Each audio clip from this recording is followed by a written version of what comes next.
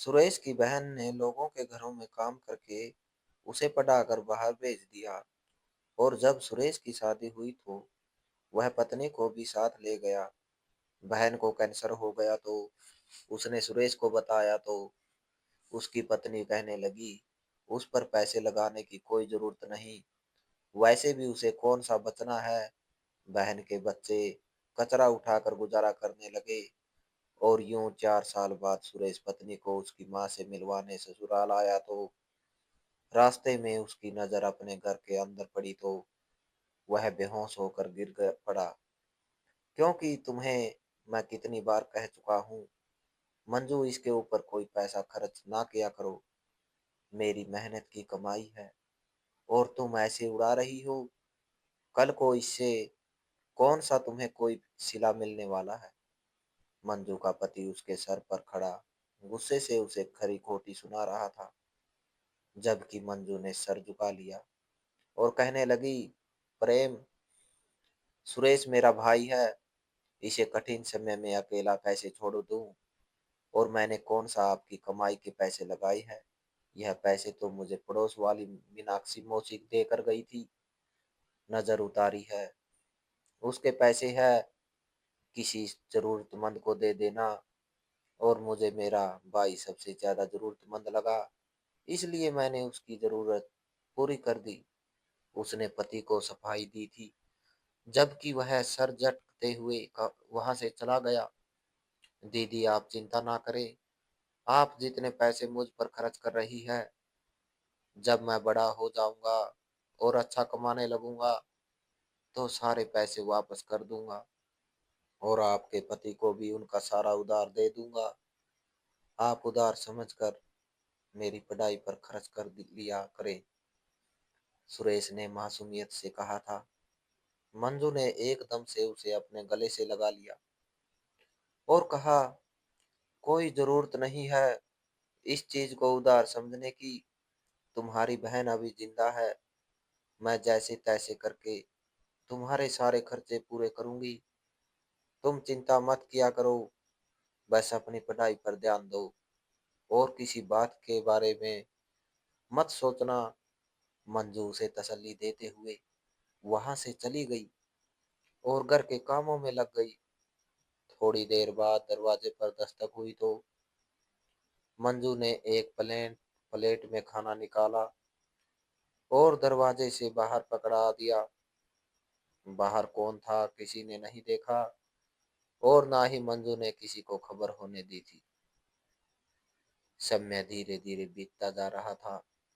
मंजू ना सिर्फ अपने भाई की मदद कर रही थी, बल्कि अपने पति को भी इस बात की खबर नहीं होने देती थी, क्योंकि वह जानती थी कि पति कभी भी इस बात पर राजी नहीं होगा कि उसकी कमाई के पैसे सुरेश पर खर्च किए जाए।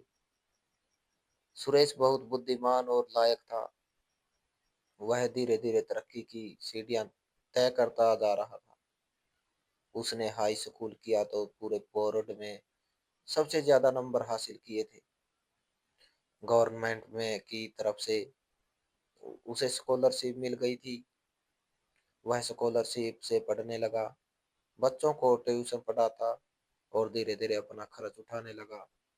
लेकिन वह अभी तक मंजू के पास ही रहता था, क्योंकि उसके माँ बाप का देहांत हो चुका था और घर रिश्तेदारों ने छीन लिया था।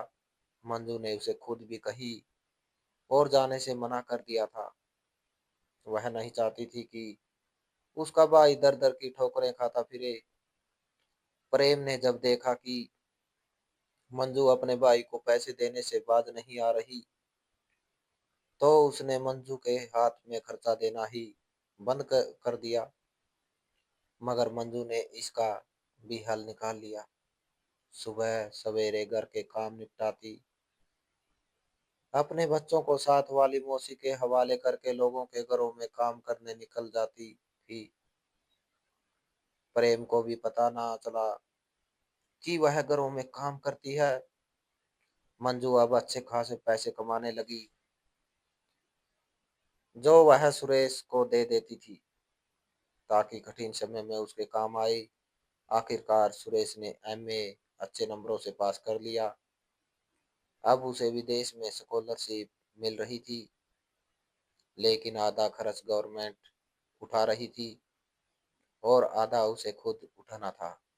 वह एक बार फिर परेशान हुआ तो मंजू ने कुछ लोगों से उधार लिया और अपने गहने बेचकर सुरेश को बाहर भेज दिया। सुरेश जब बाहर गया तो उसके हालात बदल गए। कुछ समय तक अपनी बहन को थोड़े बहुत पैसे भेजता रहा।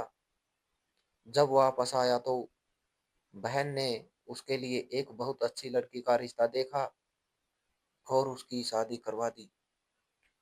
कुछ दिनों बाद सुरेश फिर से बाहर चला गया और अपनी पत्नी को भी साथ ले गया। अपनी पत्नी में खोकर वह धीरे धीरे अपनी बहन से बेगाना हो गया, मगर मंजू ने उसे बुलाया नहीं। समय बीता, प्रेम का एक्सीडेंट हुआ और वह दोनों टांगे कटवा कर चारपाई पर लेट गया। वह बिल्कुल अपाहिज हो गया था। सुरेश को जैसे अपने सारे पुराने हिसाब चुकाने का मौका मिल गया। जब उसे पता चला कि उसके भेजे हुए पैसों से घर का खर्च चलने लगा है और हालात बेहतर हो गए हैं, तो उसने अपनी बहन को पैसे भेजना बंद कर दिए।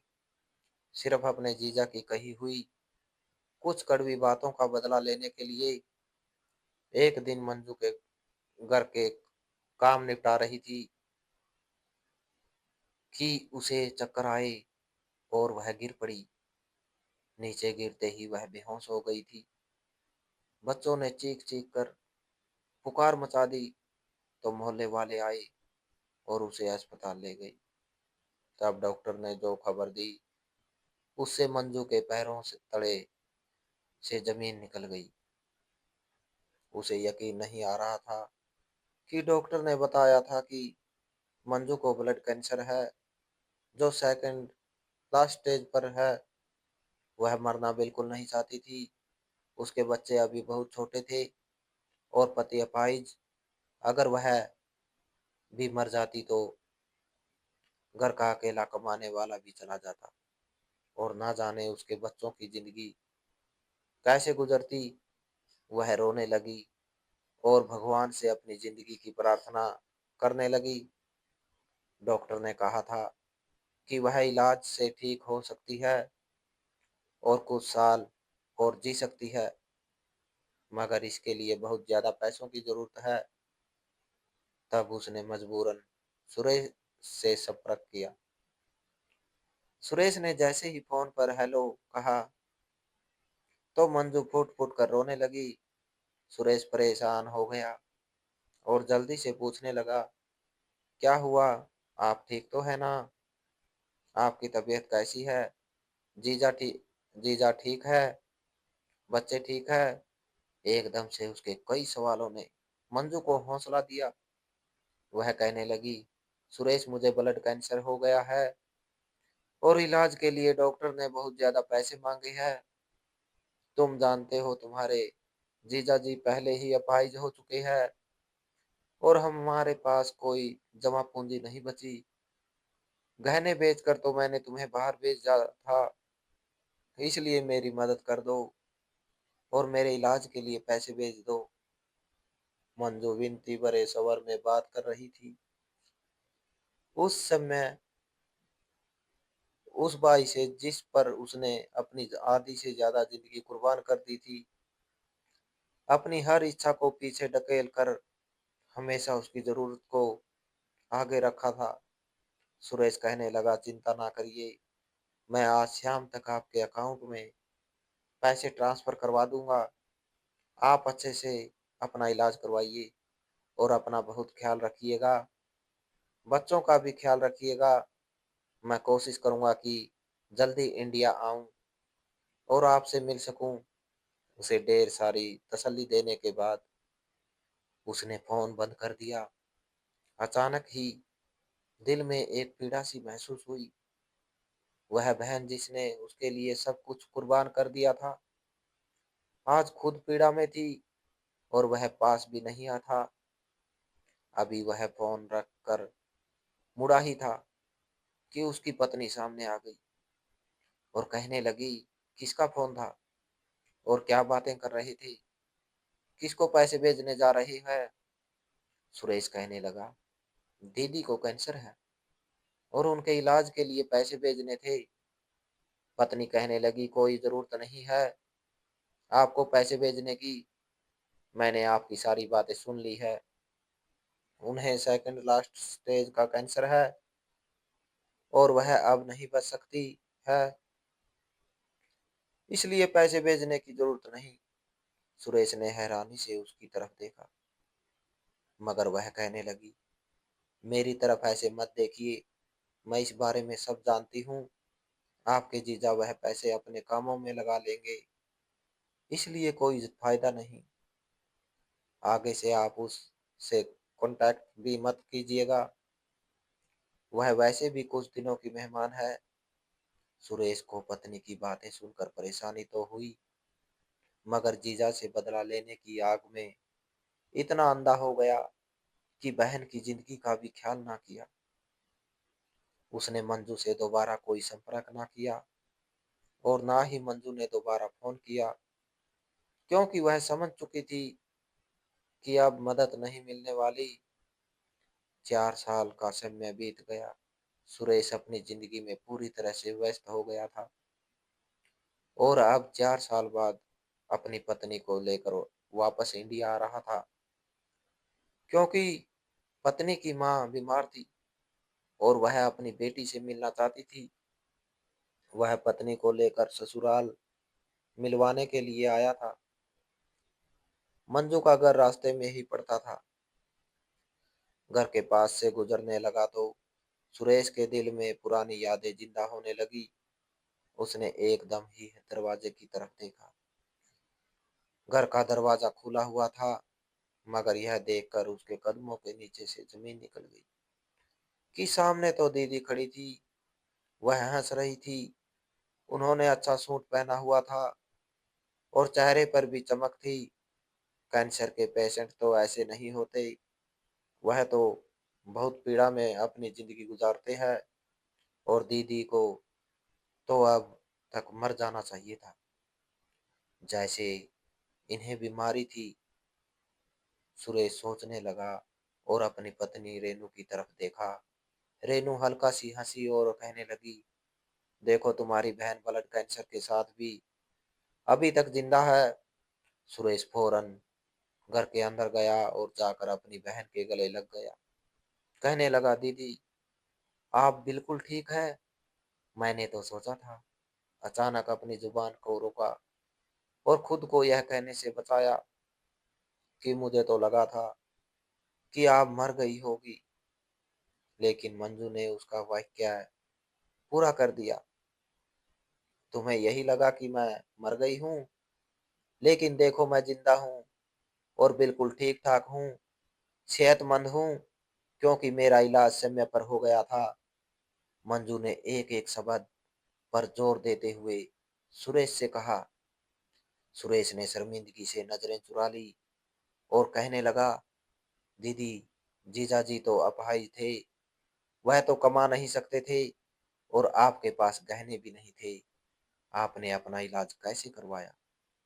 मंजू ने उसकी तरफ देखा और कहने लगी, हाँ तुम्हारे जीजा मेरे लिए कमा नहीं सकते थे और मेरे गहने भी मैंने तुम पर लगा दिए, बल्कि अपनी जिंदगी की सारी जमा पूंजी तुम पर लगा दी थी, मगर फिर भी मेरे पास एक सहारा बाकी था और वह थी मेरी नीयत की सच्चाई। भगवान जानता था कि मैंने तुम पर एहसान किसी बदले के लिए नहीं किया, बल्कि सिर्फ बहन होने का कर्तव्य निभाया था। काश तुम भी मुझे सिर्फ अपनी बहन समझते, ना कि जीजा से कड़वाहट निकालने लग जाते। जिनका कोई नहीं होता उनका भगवान होता है, और जब किसी तरफ से भी मदद नहीं मिलती तो भगवान खुद ही मदद कर देता है, क्योंकि अच्छे लोगों के पुण्य कभी बर्बाद नहीं जाते। मेरे पुण्य भी बर्बाद नहीं गए। और भगवान ने कठिन समय में मेरी मदद कर दी। मंजू ने कटाक्ष भरी नजरों से सुरेश की तरफ देखा तो सुरेश ने सर झुका लिया। ऐसे में दरवाजे पर दस्तक हुई और अंदर आने वाले इंसान को देखकर सुरेश को बहुत गुस्सा आया। उसने बेफिक्री से मंजू की तरफ देखा और आगे बढ़ते हुए उस इंसान का कॉलर पकड़ लिया। यह कोई और नहीं बल्कि सुरेश का बचपन का जानने वाला विक्की था। तुम्हारी हिम्मत कैसे हुई मेरी बहन के घर में आने की? मैं तुम्हें पहले भी मना कर चुका हूँ कि मेरी बहन से दूर रहो, मगर तुम तब भी इसका पीछा नहीं छोड़ते थे और अभी तक पीछे पड़े हो। क्यों क्यों क्यों हमारा पीछा नहीं छोड़ते?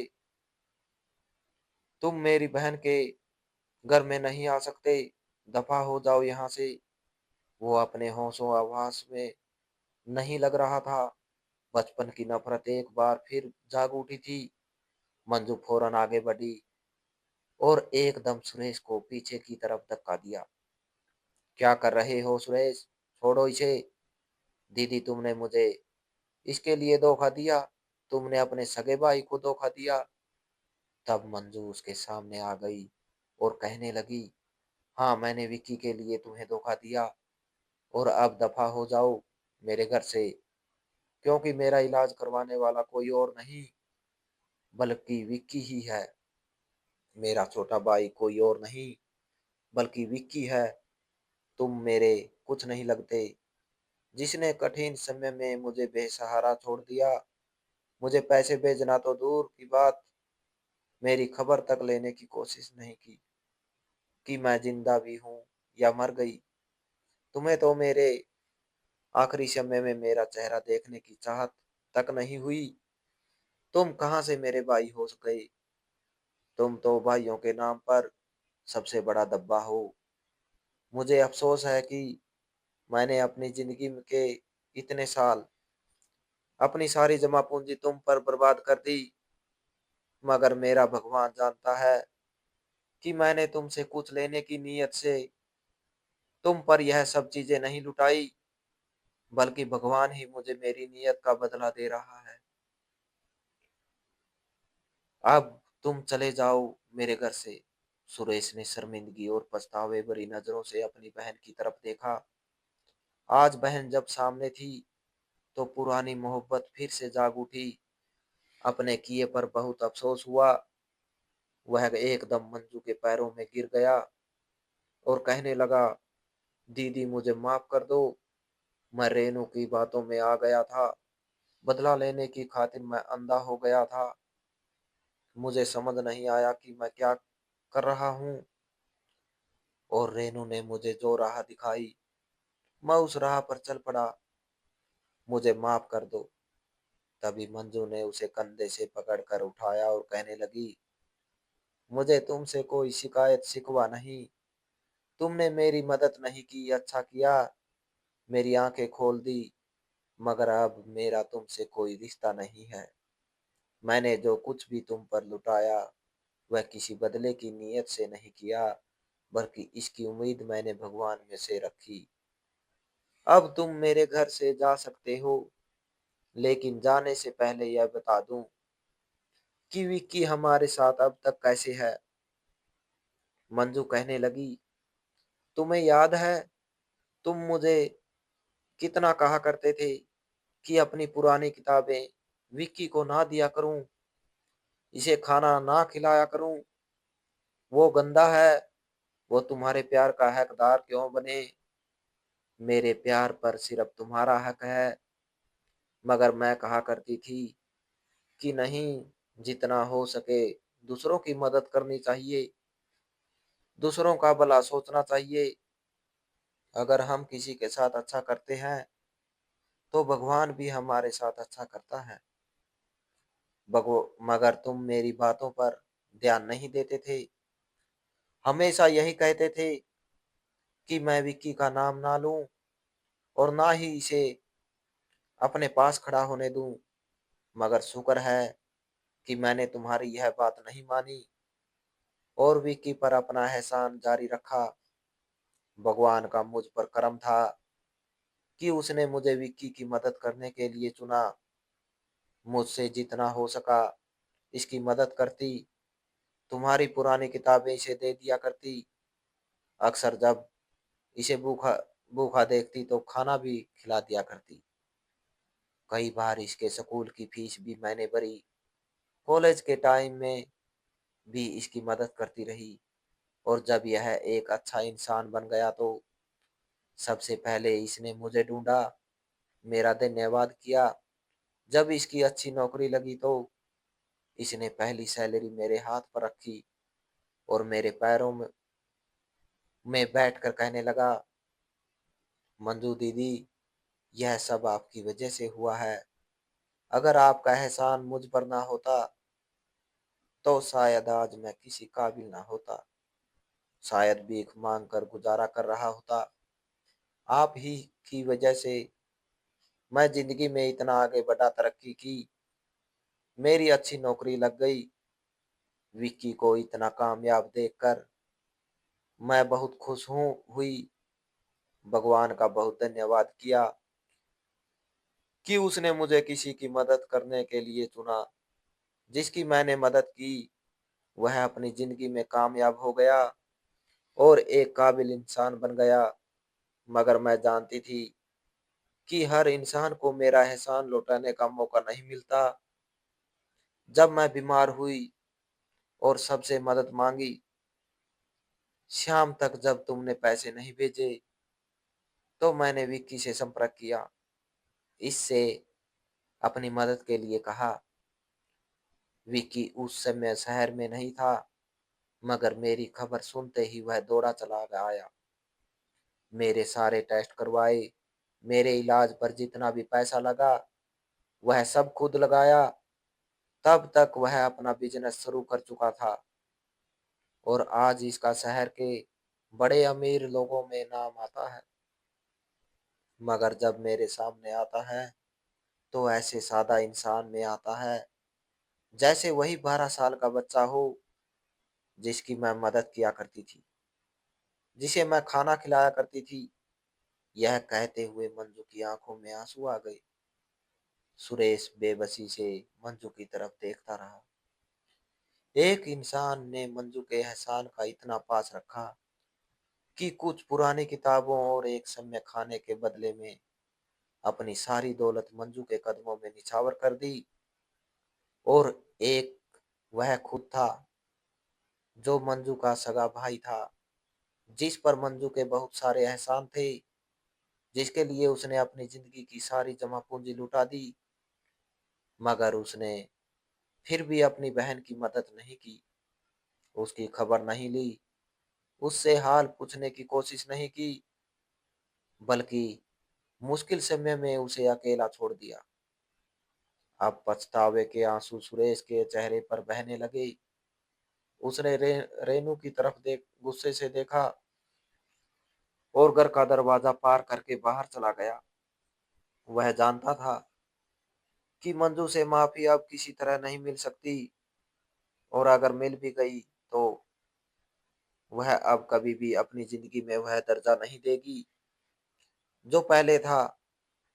मंजू ने भीगी आंखों से दरवाजे की तरफ देखा और गहरी सांस ली। अरे मनीषा, तुम क्यों खड़ी हो? चलो आओ ना, तुम्हारी पसंद का खाना बना है।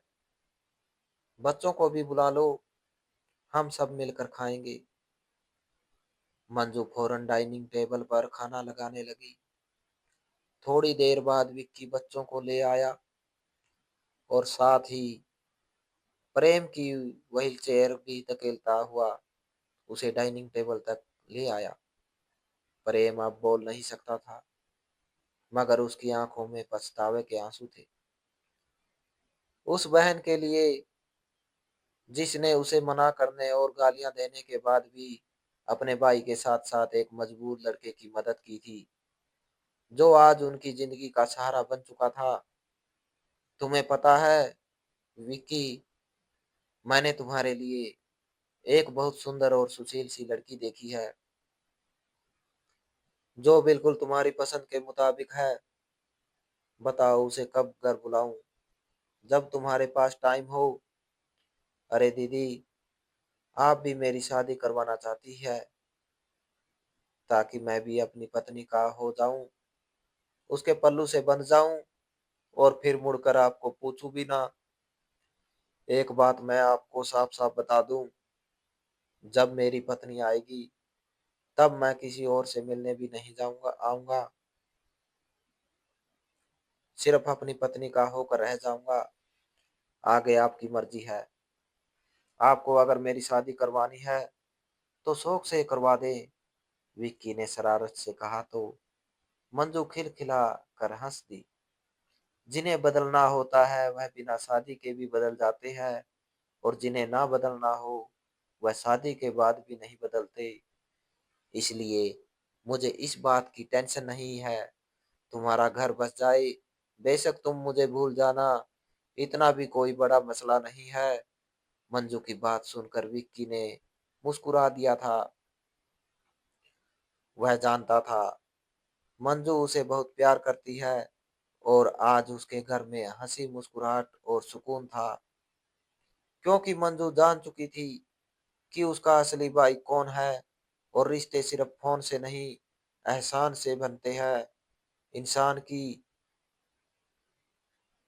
हुई नेकी कभी बेकार नहीं जाती, बल्कि भगवान हर इंसान की नेकी का सिला उसे बहुत अच्छे से लौटाता है। मंजू को भी आज उसकी नेकी का सिला मिल चुका था, और क्या बेहतरीन सिला मिला था। तो दोस्तों, इस कहानी को लेकर आपकी क्या राय है? कमेंट बॉक्स में कमेंट करके जरूर बताएं। और अगर आपको हमारी आज की कहानी अच्छी लगी हो तो प्लीज इसे लाइक जरूर करें। अगर आपने अभी तक हमारे एसके की जुबानी 2.0 चैनल को सब्सक्राइब नहीं किया तो जरूर कर लीजिए। तो मिलते हैं ऐसी एक और मोटिवेशनल कहानी के साथ। Thanks for watching.